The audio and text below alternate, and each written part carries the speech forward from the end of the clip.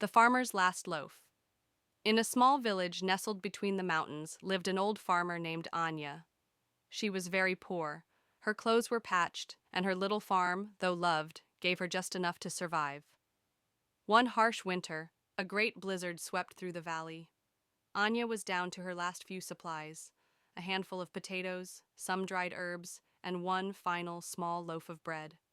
As she was about to eat a corner of the loaf for her supper, there was a soft knock at her door. She opened it to find a shivering traveler, his cloak thin and dusted with snow. "Please," he stammered, his teeth chattering. "I have been lost in the storm. Do you have any food to spare?" Without a second thought, Anya broke her loaf in two and gave the larger half to the stranger.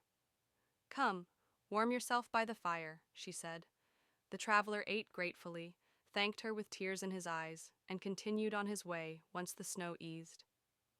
Anya went to sleep with a happy heart, though her stomach still rumbled. The next morning she discovered the traveler had left a small, strange-looking seed on her table. Thinking it must have fallen from his pocket, she decided to plant it when spring came, in honor of her unusual guest. Months later, the seed grew into a magnificent plant unlike any she had ever seen. It bore fruit that shimmered like jewels and tasted sweeter than honey. She sold the fruit at the market for a good price, and from its seeds, she grew more. Within a year, Anya's farm was thriving. She was no longer poor, but she never forgot her kindness. She always kept a loaf of bread ready to share with any hungry traveler who passed by, remembering that from a single act of selfless giving, great blessings can grow.